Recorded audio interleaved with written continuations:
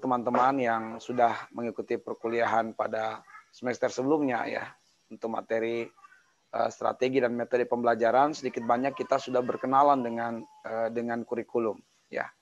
Namun pada hari ini kita mencoba untuk menjelaskan tentang dasar kurikulum pendidikan Islam berdasarkan ayat-ayat puasa ya, dan kita tahu ayat-ayat puasa ayat 183 sampai 187. Mengapa ini kita perlu ketengahkan ya, supaya kita kaitkan dengan momen bulan Ramadan ya, bulan yang agung, bulan penuh berkah.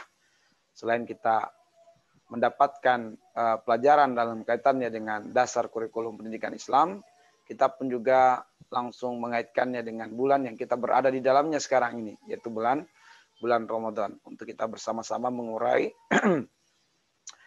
pendidikan pada ayat-ayat puasa.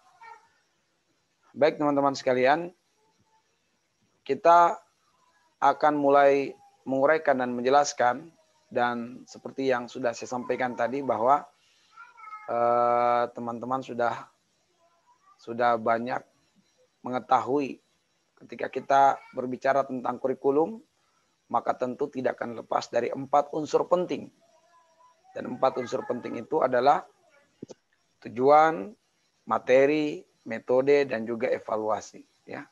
Tujuan, materi, metode, dan juga evaluasi. Nah, 4 hal inilah yang akan coba kita gali dan kita kaji dari ayat-ayat puasa. Kita akan temukan tujuan, materi, metode, dan juga evaluasi. Mari kita lihat satu demi satu. Nah, kita mulai dari tujuan ya. Kita mulai dari tujuan.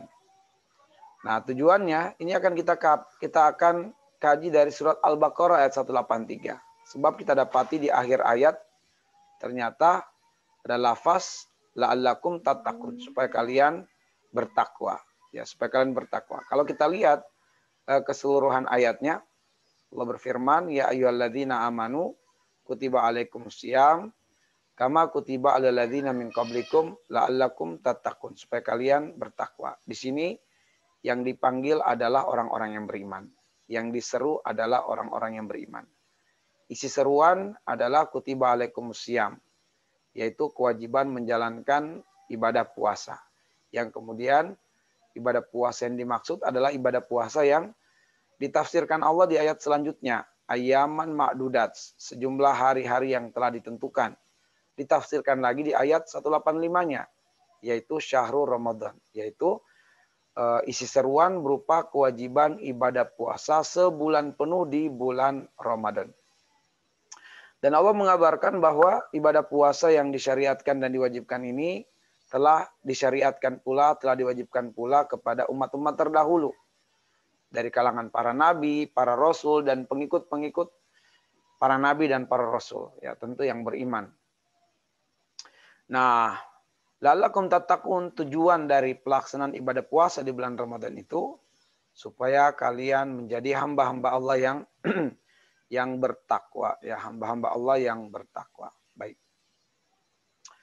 Nah, teman-teman sekalian, kita buat ilustrasinya, ya, kita buat ilustrasinya dalam sebuah peta yang saya gambarkan ini. Nah, kalau kita merujuk pada ayat, yang dipanggil adalah orang-orang yang beriman untuk melakukan sebuah perjalanan ketaatan atau ibadah selama 1 bulan untuk menjadi pribadi muttaqi, hamba Allah yang bertakwa. Tapi di sini saya awali dengan titik start, yaitu muslim. Ya, karena seorang muslim itu artinya adalah ketundukan, ya, ketundukan, kesiapan secara mental, lahir batin untuk diatur oleh syariat Allah Subhanahu wa taala. Hanya saja memang seorang muslim itu masih saja kecondongannya pada perkara-perkara yang memperturutkan hawa nafsu, dan juga pada perkara-perkara yang di dalamnya ada ketaatan kepada Allah. Jadi seorang muslim itu kecondongannya itu pada perkara-perkara yang memperturutkan hawa nafsu, dan juga pada perkara-perkara yang di dalamnya ada ketaatan kepada Allah. Dan ini sebagaimana firman Allah di dalam surat Asy-Syams ayat yang ke-8, falhamaha fujuraha wa taqwaha, bahwa ada kecondongannya untuk memilih jalan yang diinginkan oleh hawa nafsu, jalan syahwat, dan juga jalan yang diinginkan oleh keimanan, yaitu jalan takwa. Ya, dari kedua kecondongan itu ternyata daya tarik yang lebih kuat adalah kecondongan terhadap memilih jalan yang diinginkan oleh syahwat. Ini daya tariknya luar biasa nih. Ya. Dan itu disebutkan di dalam surat Al-Maidah ayat yang ke-100. Nah, di surat Al-Maidah ayat yang ke-100 Allah mengatakan kul la yastawi al-khabisu wat thayyibu walau a'jabaka kasratul khabis. Katakanlah tidak sama antara yang buruk dan yang baik. Enggak sama antara yang haram dan yang halal. Enggak sama antara yang batil dengan yang hak. Enggak sama antara jalan syahwat dengan jalan ketaatan. Enggak akan sama. Walau a'jabaka kasratul khabis, meskipun jalan yang memperturutkan hawa nafsu itu ternyata lebih menarik, lebih menggoda. Ya. Makanya tidak sedikit juga umat Islam ya yang memilih jalan-jalan yang diinginkan oleh syahwat dan mengabaikan jalan-jalan ketaatan. Dan memang dikedepankannya kecondongan pada jalan-jalan fujur, jalan-jalan maksiat, jalan-jalan dosa, jalan-jalan memperturutkan syahwat daripada jalan-jalan ketaatan. Ya, dalam surat Asy-Syams tadi, falhamaha fujuraha wa taqwaha, didahulukan penyebutan jalan-jalan yang fujur baru jalan-jalan takwa untuk menegaskan kepada kita agar berhati-hati karena jalan syahwat itu jalan yang menyenangkan, jalan yang menarik, jalan yang daya tariknya lebih menggoda, ya. Dan banyak orang yang akan tergelincir memilih jalan tersebut.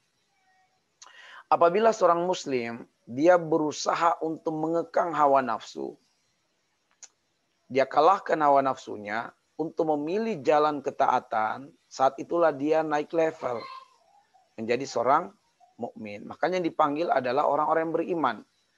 Kenapa yang dipanggil orang-orang yang beriman? Sebab hanya orang mukmin yang siap melaksanakan perintah Allah dan hanya mukmin yang mampu meninggalkan larangan Allah.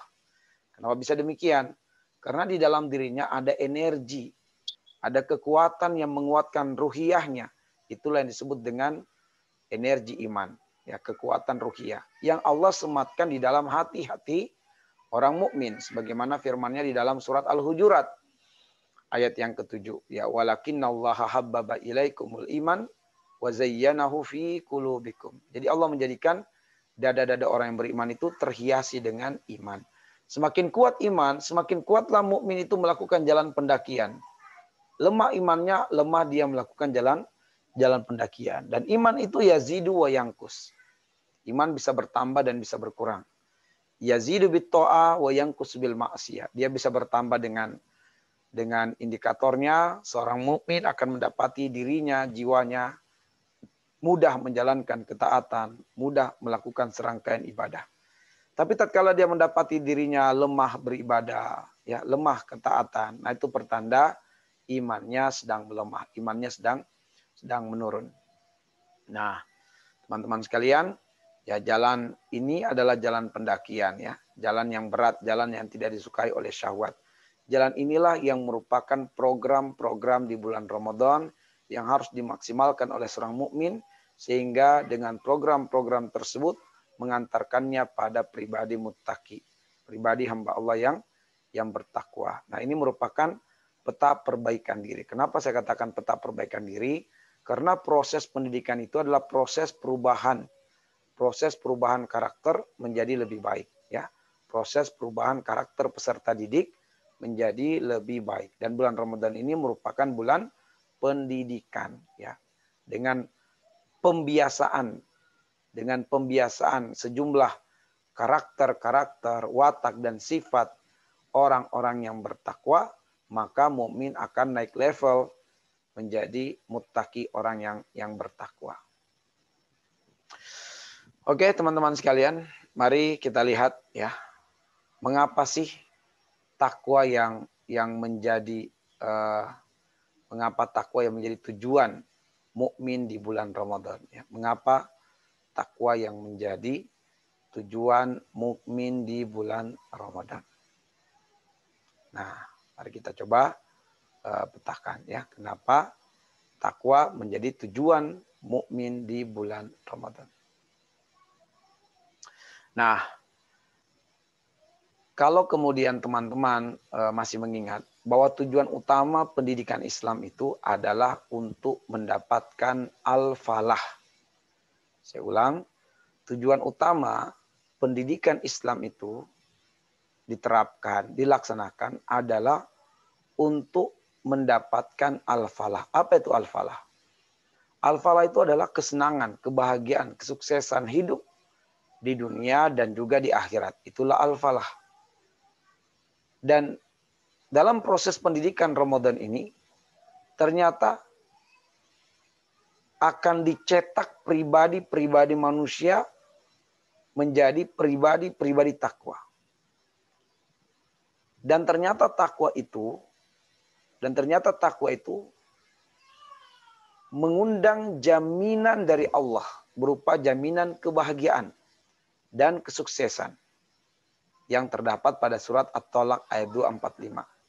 Dan juga menjadi kelayakan dan kepantasan untuk mendapatkan pengabulan doa yang dikenal oleh masyarakat sebagai doa sapu jagat dan diabadikan Allah di dalam Al-Baqarah ayat 201. Mari kita lihat terlebih dahulu bagaimana jaminan Allah kepada orang-orang yang bertakwa. Nah, di surat At-Tolak ayat 2, ayat 4, ayat 5 kita dapati pengulangan lafaz waman yattaqillaha, ya.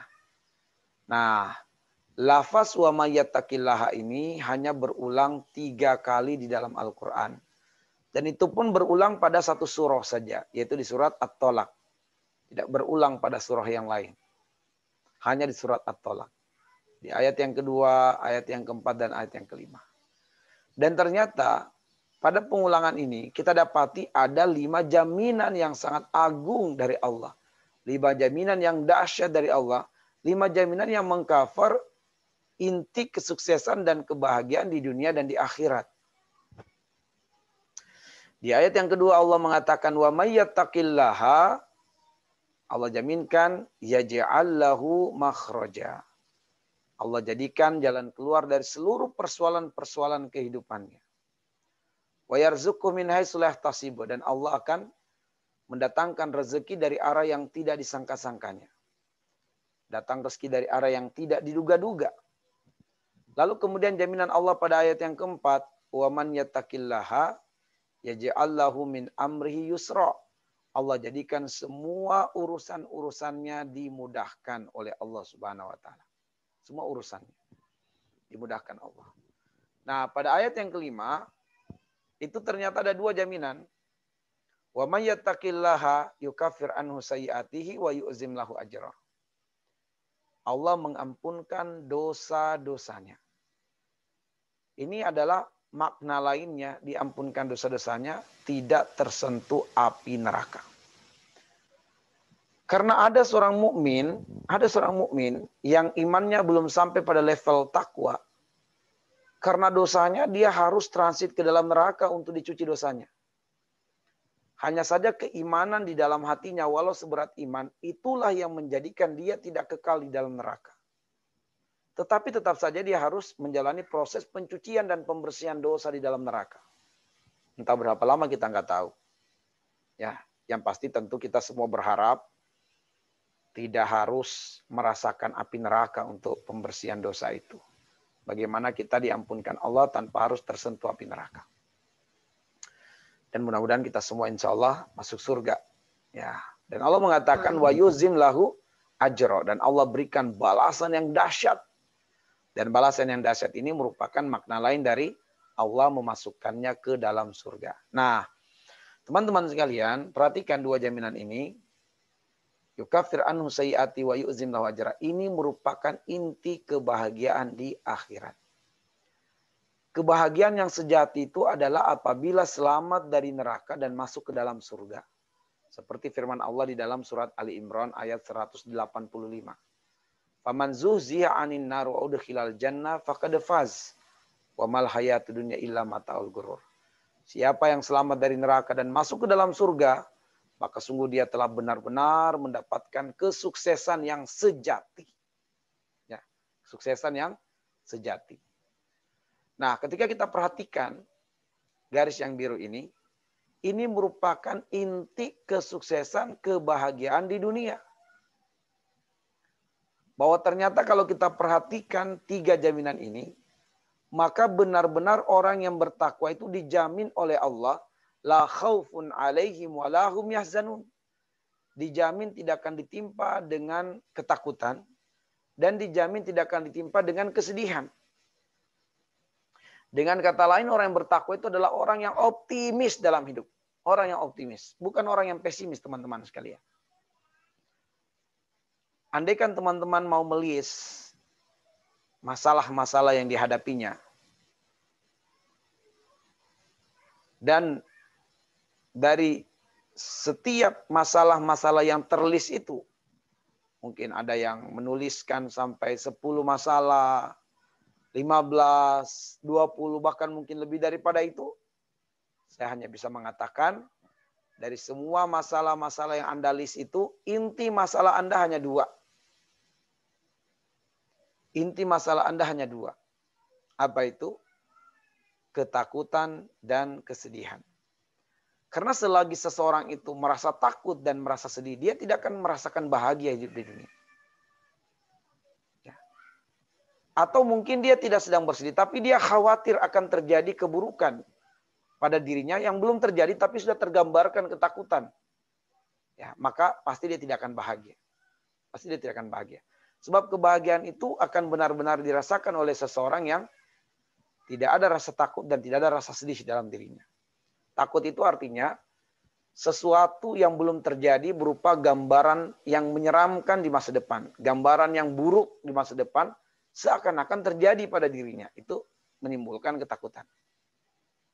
Sedangkan kesedihan adalah mala yulaimut tabi'ah, berupa keburukan atau musibah yang sedang menimpanya saat itu. Ya. Berupa musibah atau keburukan yang sedang menimpanya saat itu. Yang secara tabiat dia tidak mau.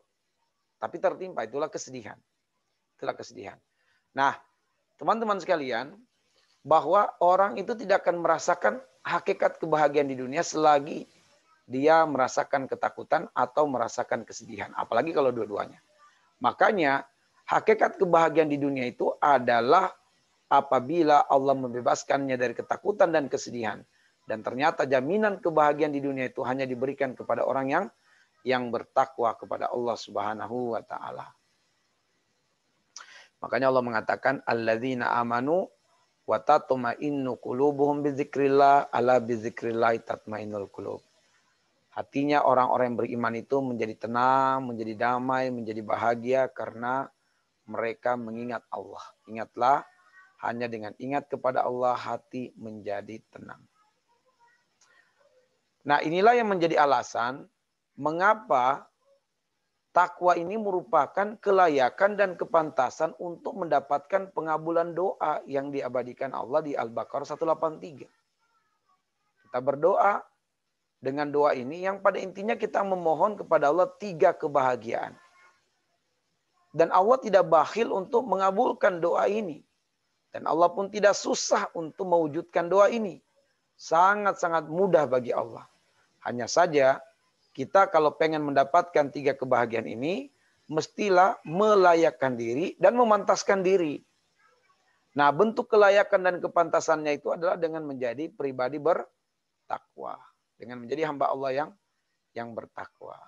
Nah, inilah yang membuat kenapa kita harus bergembira berjumpa dengan bulan Ramadan. Dan mengapa kita harus bersungguh-sungguh menjalani proses kehidupan di bulan Ramadan dengan kebaikan, dengan ketaatan. Sebab kita pengen mendapatkan kelayakan dan kepantasan untuk mewujudkan apa yang menjadi inti dalam doa-doa dan harapan kita.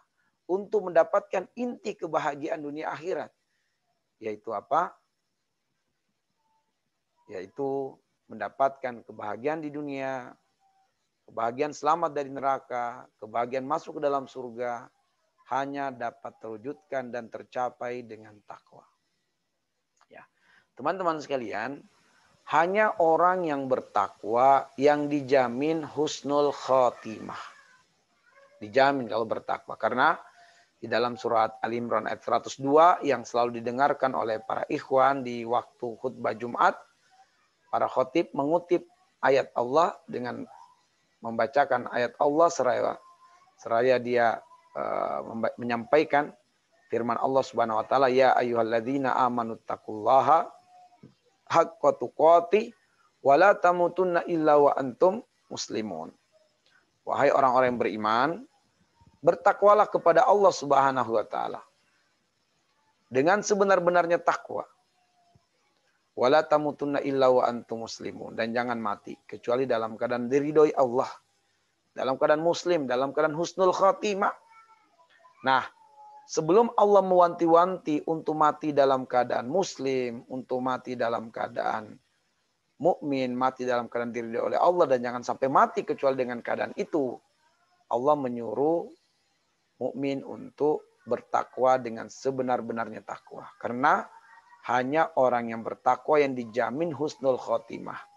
Dijamin pasti meninggalnya dalam keadaan mulia. Ya, pasti meninggalnya dalam keadaan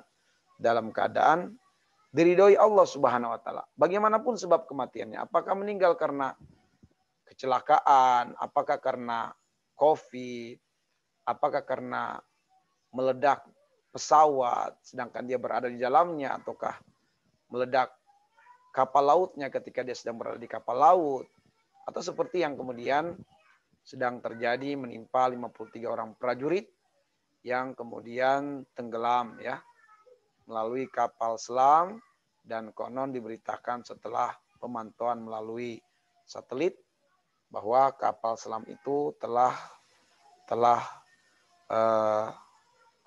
terpotong 3 ya, telah patah 3. Ya, kita doakan muslim atau mukmin yang di dalam kapal selam itu diampunkan dosanya oleh Allah dan dicatat sebagai syahid di sisi Allah Subhanahu wa taala.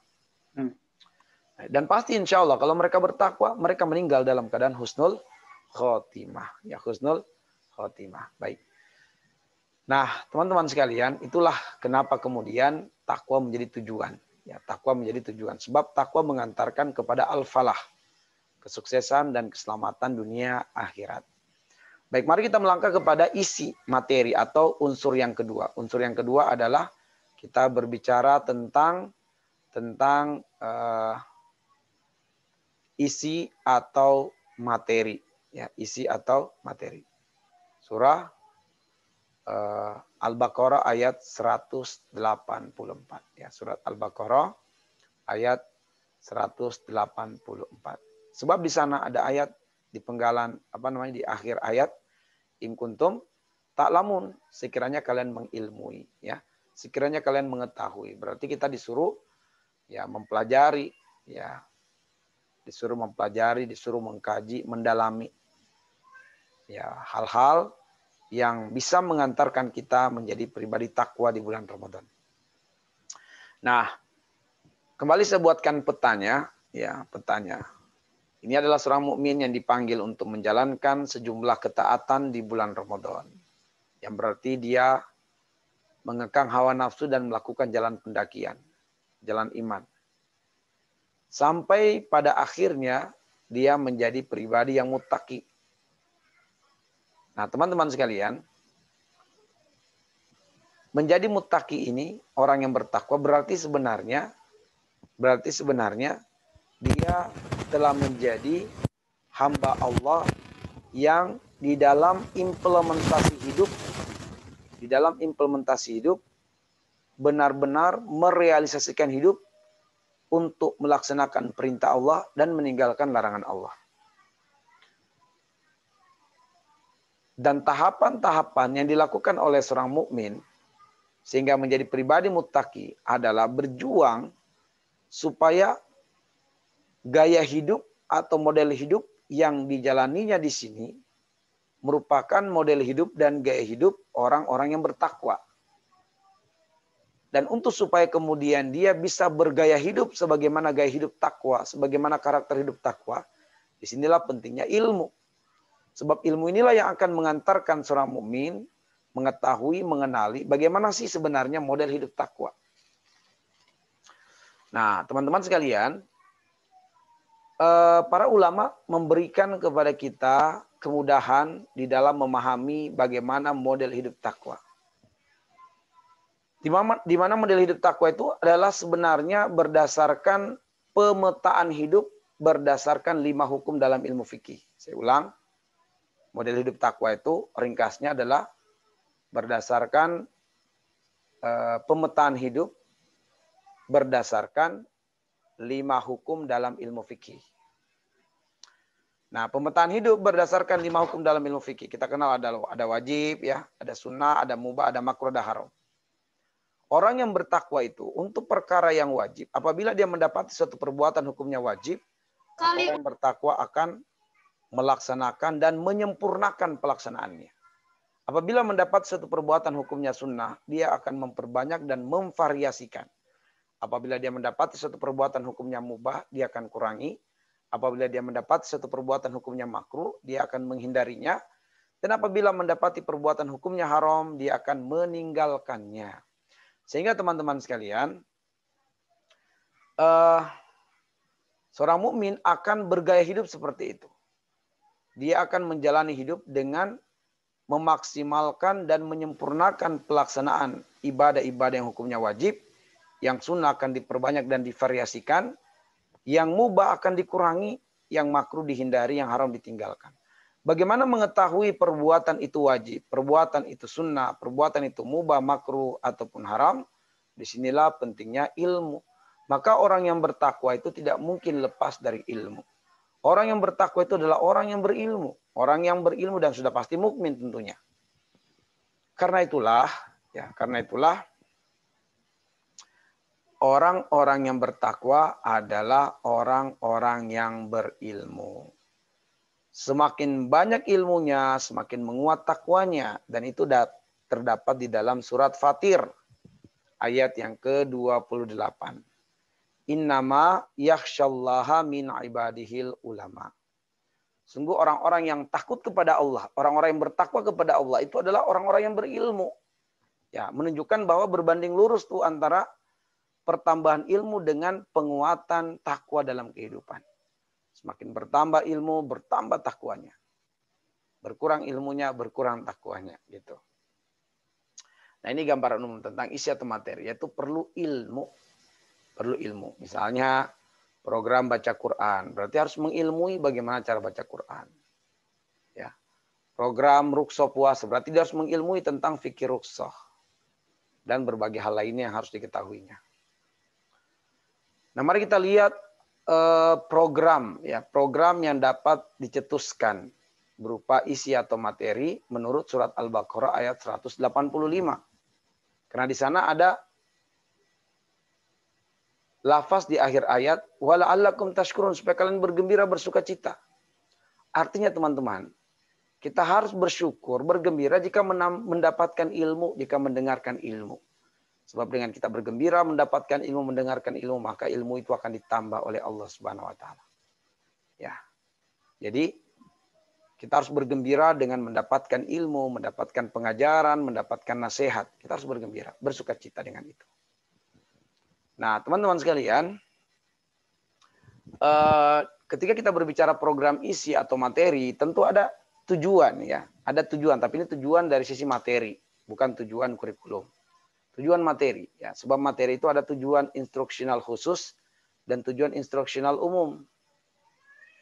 Nah, tujuan dari program ini adalah berdasarkan ayat walitukmilul iddata walitukabbirullaha ala ma hadakum walalakum tashkurun. Agar supaya kalian benar-benar memaksimalkan Ramadan itu dengan ketaatan, dengan ibadah. Dan agar supaya kalian membesarkan Allah, menghebatkan Allah yang telah memberikan kemudahan bagi kalian di dalam menjalankan ibadah di bulan Ramadan. Bahwa kita mampu menjalankan ibadah di bulan Ramadan itu murni pertolongan Allah, bukan karena kita hebat. Bukan. Walalakum tashkurun, maka patut bersyukur kepada Allah kalau kemudian kita mendapatkan kemudahan di dalam menjalankan ibadah kepada Allah. Maka dari sinilah kemudian tujuan dari program isi atau materi adalah satu, mengekang hawa nafsu dan kuat untuk melakukan jalan pendakian, jalan iman, dan jalan yang sesuai dengan fitrah. Dua, menyempurnakan hari-hari Ramadan dengan program ibadah dan ketaatan. Dan yang ketiga, bergembira dengan menjadi pemenang di bulan Ramadan. Harus bergembira. Oke.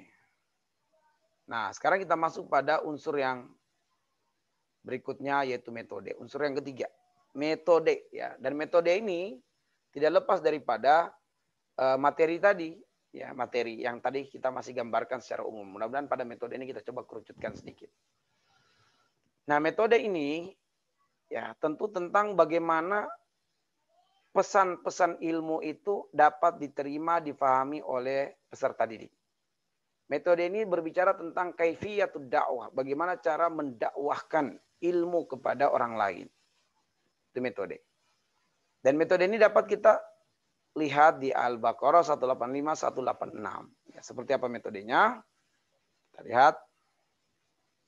Nah, pertama metode pendidikan Ramadan di Al-Baqarah 185. Nah, ini materinya. Materi yang harus ada adalah materi penguatan ruhiyah. Bagaimana metodenya? Metodenya melalui praktek dan pembiasaan dengan tilawah Al-Quran. Sebenarnya kalau kita mulai dari ayat 183, di situ kan ada seruan ya. Ya ayyuhalladzina amanu. Ini namanya metode khitabi. Metode khitabi, metode seruan. Ajakan. Ya ayyuhalladzina amanu. Ya kutiba alaikumusiyam kama kutiba lalladzina min qablikum. Di sana ada metode ibroh. Ibroh mau'izah. Mengambil pelajaran. Menepak tilas jejak-jejak sejarah. Sejarah orang-orang yang mulia. Supaya kita jadi mulia dengan mengikuti sirahnya. Di ayat 184 itu berbicara tentang rukhsah yang Allah berikan kepada orang sakit dan orang yang sedang bersafar untuk boleh tidak berpuasa. Dari rukhsah yang ada di dalam Al-Baqarah 184 itu dijadikan kias, perumpamaan dengan orang-orang yang tidak sedang sakit, tidak sedang safar, tetapi kondisinya lemah. Misalnya karena wanita hamil dan menyusui, atau karena sakit, atau karena kepadatan aktivitas dan seterusnya. Nah, itu nanti terkiaskan di sana. Berarti di sana ada metode perumpamaan. Tetapi kita lebih menekankan pada 185 di sini, yaitu materi penguatan ruhiyah melalui praktek dan pembiasaan dengan tilawah Al-Quran. Yang kedua, materi penguatan lahiriah melalui praktek dan pembiasaan zikrullah. Berarti ini adalah metode keteladanan. Metode demonstrasi dan keteladanan ini. Nah, jadi penguatan lahiriah melalui praktek dan pembiasaan, zikrullah, istighfar, dan juga takbir. Ya, dengan juga takbir. Oke. Nah, untuk metode penguatan ruhiyah melalui tilawah Al-Quran, maka hendaklah kemudian dia mulai membuat program khataman Al-Quran. Dia berikan contoh dan teladan kepada peserta didiknya, apakah kepada anaknya, kepada keluarganya, kepada tetangganya. Dia buat program khataman Al-Quran. Kenapa mesti buat program khataman Al-Quran? Ini berdasarkan ayat Syahrul Ramadan allazi unzila fihil Quran. Karena bulan Ramadan bulannya Al-Quran. Kenapa Allah menjadikan bulan Ramadan sebagai bulan Al-Quran? Ya karena banyaknya kebaikan di bulan Ramadan tidak bisa digapai kecuali dengan kekuatan ruhiyah. Dan kekuatan ruhiyah itu berarti kekuatan ruh. Ruh untuk kuat membutuhkan nutrisi. Dan nutrisi ruh adalah ruh. Ketika Allah menamakan Al-Quran dengan ruh di dalam surat Asy-Syura ayat 52. Wa kadzalika auhayna ilaika ruhan min amrina. Maka Allah sedang memberitahukan kepada manusia bahwa nutrisi terbaik bagi ruhnya adalah Al-Quran. Dengan dia memperhatikan nutrisi untuk ruhnya, maka ruhnya akan kuat. Kalau ruhnya kuat, maka mudahlah dia menjalankan ketaatan kepada Allah di bulan Ramadan. Karena ruhnya kuat. Sebab betapa banyak fisik yang kuat, tetapi karena ruhnya lemah, dia berat menjalankan ibadah. Dan sangat banyak contoh-contoh orang-orang yang fisiknya lemah, fisiknya cacat, tapi karena ruhnya kuat, dia mampu menjalankan ibadah dan ketaatan kepada Allah dengan maksimal, dengan sempurna. Oke, kemudian teman-teman sekalian, berdasarkan ayat hudal linnasi wa bayyinatin minal huda wal furqan, bahwa ternyata Ramadan bukan sekedar diprogramkan untuk dikhatamkan beberapa kali, tidak ternyata. Mesti ada program kedua, program baru, yaitu dengan menjadikan Ramadan sebagai bulan momentum untuk membaca Al-Quran supaya 11 bulan ke depan tetap dapat dilalui dengan membaca Al-Quran. Dan harus dimulai di bulan Ramadan, jadikan momentumnya. Sebab begitu Ramadan lepas, sangat berat sekali untuk buat program baca Quran dengan terjemahan. Kan saya bertanya kepada teman-teman sekalian, 11 bulan telah berlalu, siapa yang sudah khatam 1 juz baca Quran dengan terjemahan? Juz 30 lah ya, juz 30. Ada? Nggak ada kan? Kenapa? Karena berat memang. Ya, memahami, mengetahui makna dan kandungan Al-Quran dapat mematahkan tulang punggung setan.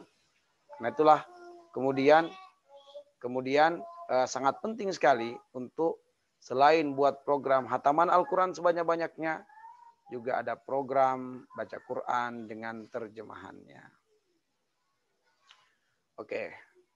Teman-teman sekalian, selanjutnya adalah program penguatan lahiriah melalui zikrullah, istighfar, dan takbir. Nah, program istighfar diantaranya dengan memperbanyak mengucapkan Allahumma innaka afuwun tuhibbul afwa fa'fu anni. Dalam riwayat Imam At-Tirmidzi, Allahumma innaka afuwun karim tuhibbul afwa fa'fu anni. Ya. Karena lafaz istighfar ini diajarkan Nabi di bulan Ramadan untuk dimaksimalkan dibaca, terutama di malam-malam yang kita menduga kuat sebagai malam Lailatul Qadar. Baca istighfar ini. Di antara keutamaannya istighfar ini dapat melipat gandakan kekuatan lahiriah, kekuatan jasmania, kekuatan fisik. Sebagaimana firman Allah dalam surat Hud ayat 52. Allah mengatakan, ya qaum istaghfiru rabbakum summa tubu ilaihi yursilis samaa alaikum midrara wa yazidukum quwatan ila quwwatikum. Lalu kemudian program takbir ya. Jadi kalau merasa lemah di bulan Ramadan secara fisik, ya perbanyaklah bertakbir ya. Sebut nama Allah Subhanahu wa taala. Kenapa? Karena dengan memperbanyak takbir sama dengan istighfar. Dia dapat meningkatkan kekuatan lahiriah, kekuatan fisik.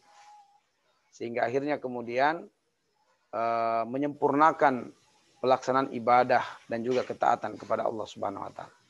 Makanya di surat Al-Mudatsir ayat 1 sampai ayat yang ketiga, ketika Nabi Shallallahu Alaihi Wasallam dalam kondisi merasa lemah, dalam kondisi merasa dirinya terbelenggu, dalam kondisi beliau ketakutan, sehingga meminta kepada istrinya, zammiluni, zammiluni, selimuti saya, selimuti saya. Turun ayat, ya ayyuhal mudatsir, kum fa'anzir, wa rabbaka fakabbir, ya, oleh rabbika fakabbir. Wahai orang-orang yang berselimut, wahai orang-orang yang terbelenggu, wahai orang-orang yang tertutup, wahai orang-orang yang ketakutan. Bangkit, berikan peringatan, dan besarkan Tuhanmu. Besarkan Allah Subhanahu wa taala. Karena dengan membesarkan Allah, memperbanyak takbir itu bisa menambah kekuatan secara fisik. Ya. Nah, kemudian metode pendidikan Ramadan di surat Al-Baqarah ayat 186. Tadi 185, sekarang 186. Bunyi ayatnya adalah wa idza sa'alaka 'ibadi anni fa inni qaribun ujibu da'watad da'i idza da'ani falyastajibu li wal yu'minu bi la'allahum yarsyudun. Apabila hamba-hambaku bertanya kepada engkau tentang diriku, fa inni qarib. Aku sangat dekat dengan mereka. Ujibu da'watad da'i idza da'an, aku kabulkan doa orang-orang yang berdoa ketika dia berdoa. Falyastajibuli, maka hendaklah dia menyambut seruan-seruanku wal yu'minu bi, dan membaguskan hubungannya denganku. Husnuzonnya, imannya. Lalam yarsyudun, supaya dia mendapatkan petunjuk. Petunjuk apa? Petunjuk untuk menjadi orang yang bertakwa gitu. Makanya teman-teman sekalian di bulan Ramadan itu perbanyak program ini ya.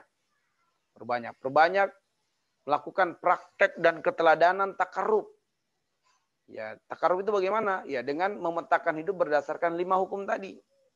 Perintah wajib, sunnah, mubah, makruh, haram. Nah, itu takarrub kepada Allah dengan itu.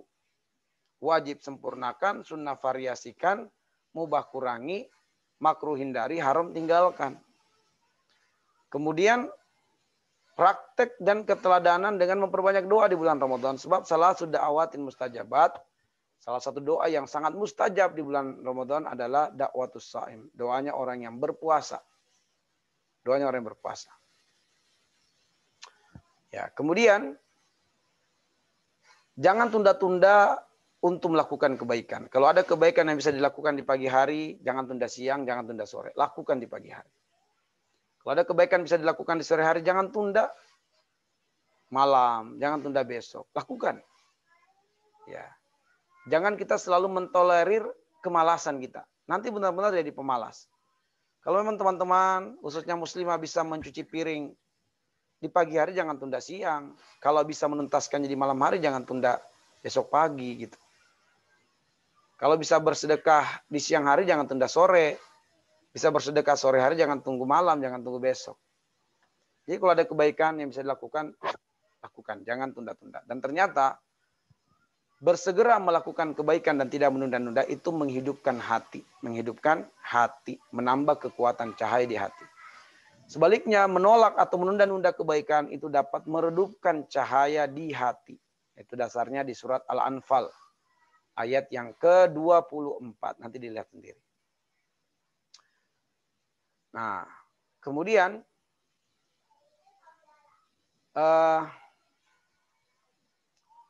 teman-teman selalu berhusnuzon dengan Allah.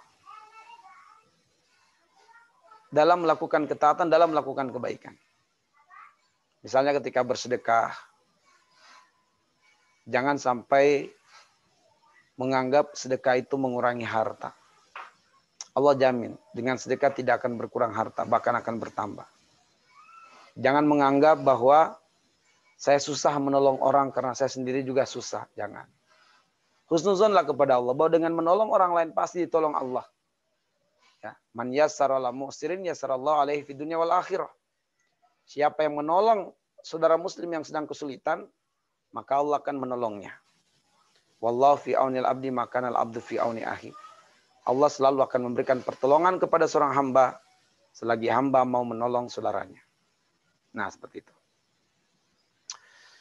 Baik, teman-teman sekalian, kita lanjutkan ya. Evaluasi. Nah, alhamdulillah kita sampai pada unsur yang terakhir nih, evaluasi. Evaluasi itu adalah sejauh mana program pembiasaan yang dilakukan di bulan Ramadan itu terrealisasi di luar bulan Ramadan. Itulah evaluasi. Percuma dong. Sebulan penuh dia qiyamul lail, ternyata tidak membekas qiyamul lailnya di 11 bulan setelah Ramadan. Sebulan penuh dia baca Quran, begitu masuk bulan Syawal lepas Ramadan, hilang baca Qurannya. Berarti ada yang gagalnya, ada yang salah. Ada yang salah di sana. Makanya evaluasi ini sangat penting. Dan yang kita evaluasi adalah ayat 187, karena Allah mengatakan lalam yattaqun, bahwa sebenarnya Ramadan itu adalah bulan perbaikan, bulan diklat, bulan pelatihan, bulan cas. HP kita kalau dicas nggak lama, paling 2 jaman, 3 jaman, 4 jaman. Tapi dipakai bisa lebih lama daripada waktu dicas. Begitu pula Ramadan ini mah kita dicas imannya. Untuk naik level jadi takwa. Dicasnya cuma 1 bulan, tapi terujinya 11 bulan. Kelihatan hasil casnya. Berhasil nggak? Gitu. Nah, lalam yattaqun, supaya benar-benar bertakwa. Nah, perhatikan Al-Baqarah 187. Di sini Allah mengatakan uhilla lakum lailatas siyami rafasu ila nisaikum kunna libasul lakum wa antum libasul lahunna. Alimallahu annakum kuntum takhtanuna anfusakum fataba alaikum wa afa ankum. Fal'ana bashiruhunna wabtagu ma kataballahu lakum. Nah, dari awal ayat sampai penggalan ini, bahwa Allah Subhanahu wa taala menghalalkan suami istri jima di malam hari Ramadan dan tidak menghalalkannya di siang hari Ramadan. Allah Maha Pembuat syariat. Allah bisa saja menetapkan dalam syariatnya bahwa di bulan Ramadan tidak boleh bercampur dengan pasangannya pagi, siang, sore, dan malam hari. Allah bisa saja berbuat demikian. Sebab Allah pembuat syariat dan manusia wajib taat. Tapi cintanya Allah dan sayangnya Allah kepada umat ini, sehingga Allah Subhanahu wa taala tidak mengharamkan jima atau bercampur di malam hari. Hanya di siang hari yang nggak boleh. Nah, teman-teman sekalian, bercampur di siang hari Ramadan dengan pasangan hidupnya, itu hukum asalnya boleh dilakukan. Boleh dilakukan di luar bulan Ramadan. Mau di pagi hari, di siang hari, di sore hari, silakan. Boleh dilakukan. Tapi di bulan Ramadan dilarang. Dilarang. Demikian pula Allah mengatakan, Kulu washrabu, makan dan minumlah kalian hatta yatabayyana lakumul khaitul abyadu minal khaitil aswadi minal fajar. Sumati musyam ilal lail. Makan dan minum dibolehkan di malam hari Ramadan Tapi begitu terbit fajar sodik atau azan subuh, sampai terbenamnya matahari atau azan maghrib, tidak boleh makan dan minum. Ya, tidak boleh. Harus menjaga diri. Artinya makan dan minum ini perkara yang halal sebelumnya. Boleh dilakukan kapan saja. Di luar bulan Ramadan. Tapi di bulan Ramadan Allah mengharamkannya. Mengharamkannya di dalam bulan Ramadan. Kecuali di malam hari. Summa atimmu siyama ilal lail wa la tubashiruhunna wa antum akifuna fil masajid. Nah, Allah kan saya katakan tadi Maha pembuat syariat. Terserah Allah, kita wajib taat sama Allah. Tadi di malam Ramadan itu dihalalkan, dibolehkan jima bercampur dengan pasangannya. Tetapi kalau sang suami sedang dalam kondisi beritikaf, dia tidak boleh mendekati istrinya. Tidak boleh bercampur dengan istrinya meskipun di malam hari Ramadan. Hanya saja karena dia sedang beritikaf, maka tidak boleh dilakukan. Begitu dia lakukan, batal pahala itikafnya. Harus ulang dari awal niatnya. Nah, itulah aturan Allah. Maka jangan sampai mendekati batasan-batasan yang Allah sudah gariskan. Kadzalika yubayyinullahu ayati linnasi la'allahum yattaqun. Demikianlah Allah menjelaskan tanda-tandanya kepada manusia supaya manusia itu benar-benar bertakwa. Ya. Baik. Nah, teman-teman sekalian, dari ayat tersebut kita mulai dapat melakukan evaluasi. Yang pertama, harus ada pembiasaan diri dengan model dan gaya hidup takwa sebagaimana disebutkan dalam Az-Zariyat ayat 15 sampai 19. Maksudnya adalah sebenarnya teman-teman sekalian ketika kita menjalani program-program di bulan Ramadan itu sebenarnya kita sedang melakukan proses pembiasaan diri untuk bergaya hidup dengan gaya hidup takwa. Di antaranya adalah gaya hidup takwa di surat Az-Zariyat ayat 15 sampai ayat 19. Allah mengatakan, innal muttaqina fi jannati wa uyun. Orang yang bertakwa itu pasti berada di dalam surga dan pasti berada di matahari-matahari surga. Akhidina ma atahum rabbuhum. Dia bebas mendapatkan apapun yang dia inginkan sebagai karunia Allah terbaik, terbesar padanya. Lalu Allah menggambarkan dan memberitahukan kepada kita bagaimana karakternya ketika hidup di dunia. Allah mengatakan, innahum kanu qabla dzalika muhsinin. Mereka adalah orang-orang yang suka berbuat baik. Nah, di bulan Ramadan kita dilatih untuk membiasakan diri dengan banyak berbuat baik kepada manusia. Apakah berbuat baik dengan akhlaknya, dengan ucapannya, dengan hartanya, atau dengan yang lainnya. Ya. Kemudian di ayat yang ke-16, ayat yang ke-17 Allah mengatakan kanu qalilan minal laili ma yahjaun. Sangat sedikit tidurnya di waktu malam orang yang bertakwa itu. Nah, di bulan Ramadan kita dilatih qiyamul lail minimal 11 rakaat supaya selepas Ramadan kita tetap terbiasa untuk melakukan qiyamul lail. Karena salah satu ciri penghuni surga itu adalah mereka mengurangi jatah tidur malam dengan ibadah, dengan qiyamul lail. Kemudian Allah mengatakan di ayat yang ke-18, wabil asharhum yastaghfirun. Orang-orang yang bertakwa itu bangunnya di waktu sahur untuk beristighfar kepada Allah. Nah, di bulan Ramadan kita dilatih bangun sahur.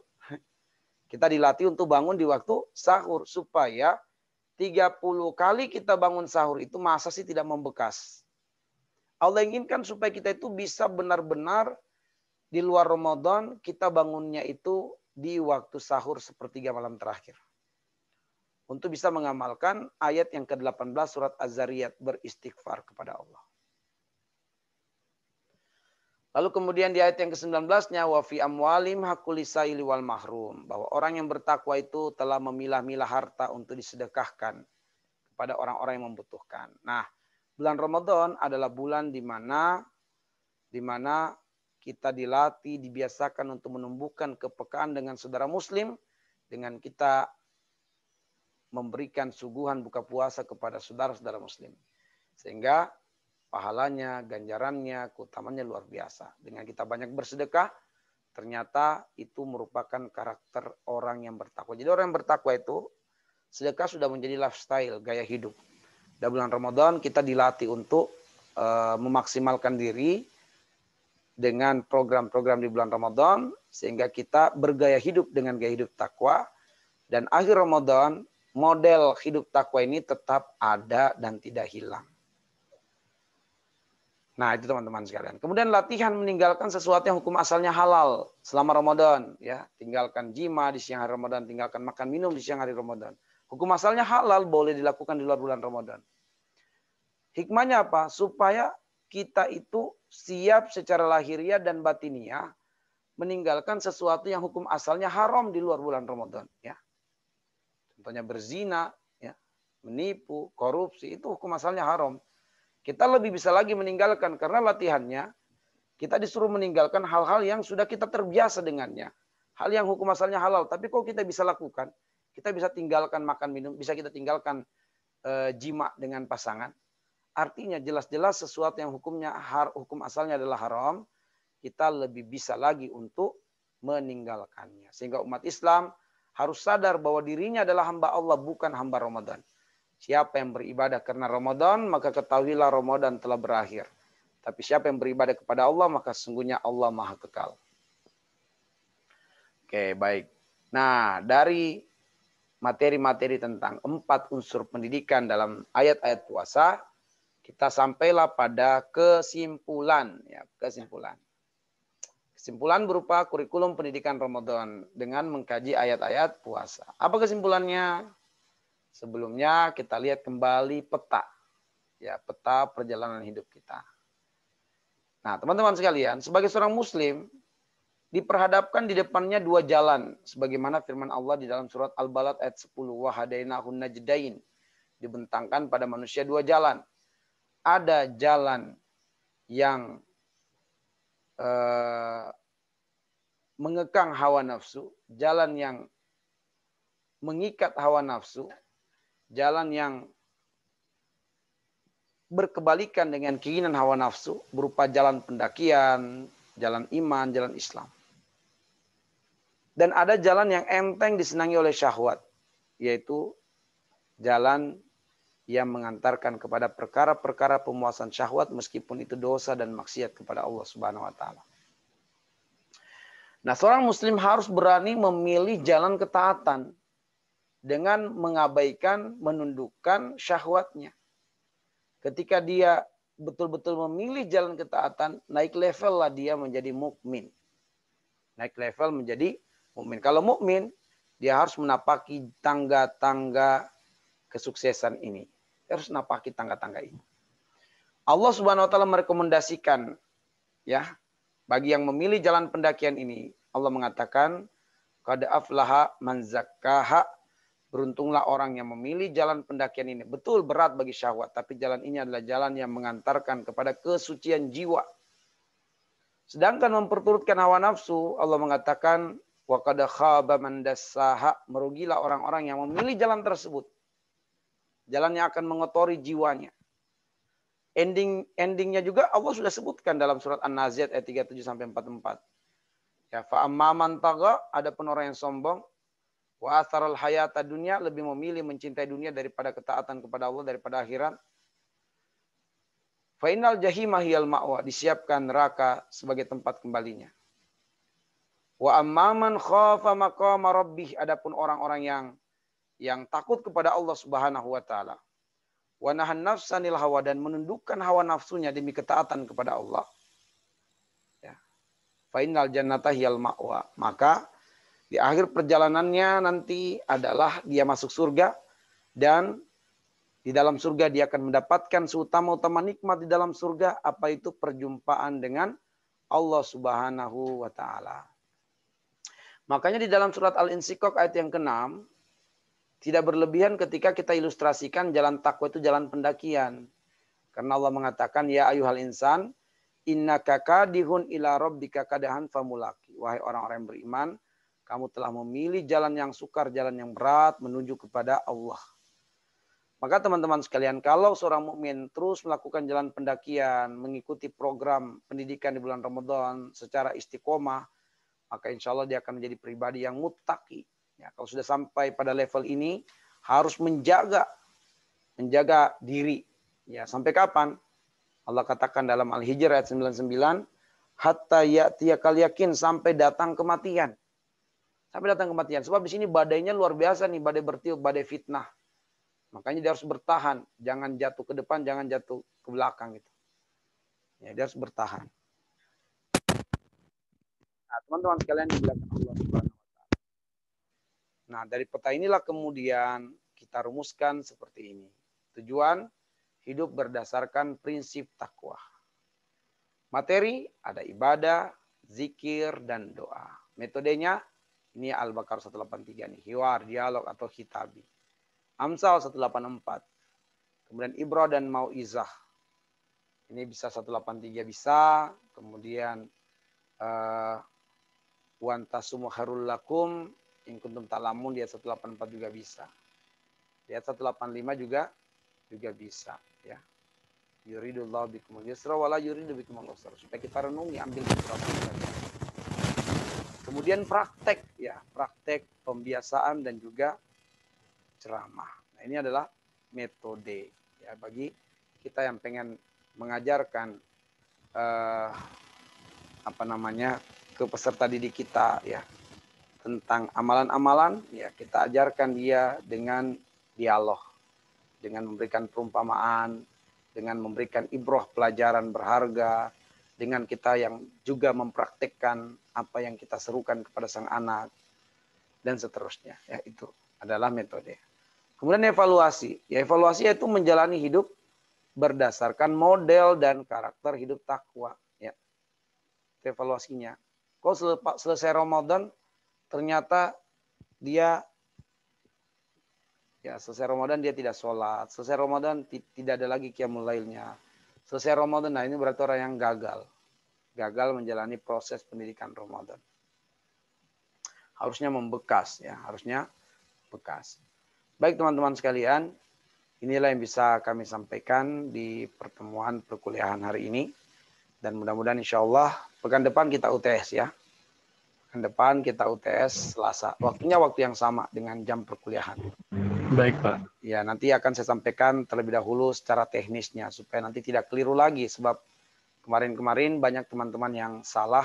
Sebenarnya jawabannya benar, cuma tidak menyalin jawaban. Saya sudah tulis di sana, salin kembali keterangan jawaban. Kalau Anda pilih A, apa keterangan jawabannya? Tinggal Anda salin ulang, bukan Anda komentari, tinggal salin ulang saja. Nah, itu. Kalau tidak dia cuma tulis A, B, C, saya salahkan, saya enggak benarkan karena tidak mengikuti prosedural. Oke. Dan kenapa mesti disalin? Supaya dia tidak terburu-buru mengerjakan atau menyelesaikan UTS. Dia baca, dia simak. Dan terkadang soal ada yang jawabannya 2, 3, bukan cuma 1, 2, 3 kadang. Bahkan ada soal jawabannya benar semua. Ada soal jawabannya salah semua. Bisa jadi, terserah saya gitu, ya. Kenapa saya lakukan itu? Untuk menghindari diskusi di antara teman-teman. Karena saya tidak pantau. Makanya kalau kemudian tidak demikian, ya gampang banget tuh melihat. Ya tinggal lihat pekerjaan teman, wah bisa diciplak. Tapi kok dia jawabannya AB, saya kok AC. Nah pasti dia bingung tuh, mana yang benar gitu, ya. Nah akhirnya mau diskusi itu. Nah sementara waktu terbatas. Oke. Jadi insya Allah mudah-mudahan pekan depan kita bisa menjalankan UTS. Dan saya akan masuk secara Zoom terlebih dahulu untuk menyempurnakan pertemuan yang ke-7. Tapi dengan hanya menyampaikan teknis pelaksanaan UTS. Dan saya anggap untuk materi alhamdulillah sudah tersampaikan seluruhnya, ya, dari materi pertemuan perdana sampai pertemuan terakhir sebelum UTS. Baik, kita cukupkan dan mohon maaf belum bisa tanya jawab dulu, ya, sebab